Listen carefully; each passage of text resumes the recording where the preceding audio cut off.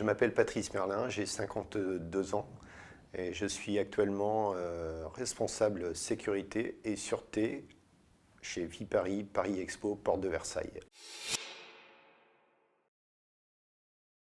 Après une période de 29 ans passée à la brigade des sapeurs-pompiers de Paris, où j'ai gravi les échelons progressivement pour terminer officier et notamment capitaine au bureau prévention.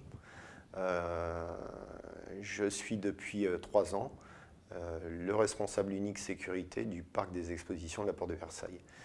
Et à ce titre, je suis chargé de la sûreté, de la sécurité et également du conseil technique en matière de sécurité incendie sur les nouvelles constructions. Le parc des expositions fait 35 hectares et représente environ 210 000 m² d'exposition, c'est-à-dire d'exposition pure à l'intérieur des pavillons d'exposition. À l'heure actuelle, on dispose de 6 pavillons, un 7e est en construction et rénovation totale. La fréquentation maximale, on arrive sur une fréquentation de l'ordre de 200 000 personnes maximales, ce qui représente sur une année totale, avec des salons de grande affluence tels le Mondial de l'automobile, 8 millions de personnes. Les particularités de la défense en sécurité incendie du site consistent notamment à la mise en place d'un système d'extinction automatique à eau, sprinkler, sur la totalité des pavillons, ce qui permet, en cas de départ incendie, de pouvoir pallier l'extinction du départ feu et sans intervention notamment des secours extérieurs. La menace depuis les événements de 2015 sont essentiellement un risque lié attentatoire. Le risque attentatoire est pris en compte dans nos bâtiments, en collaboration avec les services de la préfecture de police qui ont en charge la sûreté du site, qui désormais nous impose certaines obligations. Par exemple, la séparation des flux logistiques et des flux piétons. Alors, dans un premier temps, on a mis en place certains éléments qui peuvent permettre d'assurer cette protection par des barrières anti-bélier, qui sont des barrières qui permettent d'arrêter un poids lourd de 12 tonnes et lancer à 50 km/h. Progressivement, ces barrières sont remplacées par des plots qui résistent à l'assaut d'un camion. Et ces plots sont amovibles de manière à pouvoir laisser vacantes les voies engins, le cas échéant, si la brigade des sapeurs-pompiers de Paris était amenée à intervenir sur ces espaces.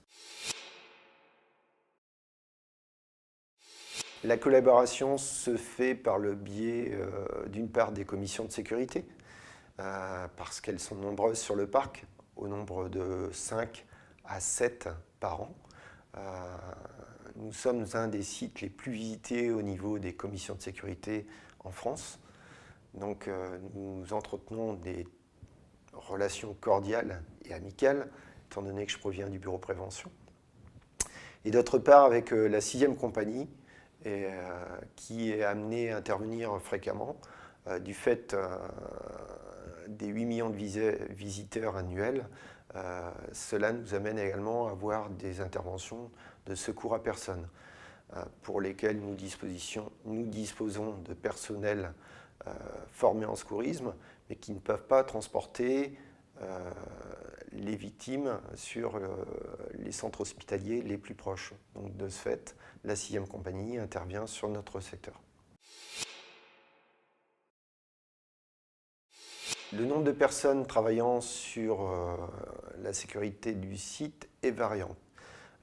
Il va de minimum 4 personnes et pour aller jusqu'à 40 à 50 dans le cadre de l'occupation totale des pavillons dans le cadre des salons.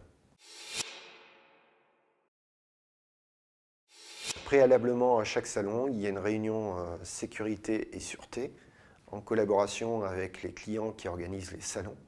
Et à chaque fois, tous les secteurs sont brossés de manière à pouvoir anticiper les événements en matière de sécurité et de sûreté. Les procédures sur lesquelles je me suis appuyé, certaines existaient. Elles avaient été mises en place par mon prédécesseur qui lui-même provenait de la brigade des sapeurs-pompiers de Paris. En revanche, avec les nouveaux événements, les attentats de 2015, de nouvelles procédures ont été mises en place, notamment la rénovation totale du poste général de sécurité avec la mise en place d'une salle de crise dédiée uniquement aux moyens de secours, que ce soit police, pompiers. Chaque matin, lorsque j'arrive sur le parc vers 7h30, la première tâche, c'est de prendre la température au sein du poste général de sécurité, voir si la nuit s'est bien passée. Et les équipes de garde n'ont pas constaté de dysfonctionnement au sein du parc. Est-ce que je regrette mon passage à la brigade? Non, je ne le regrette pas.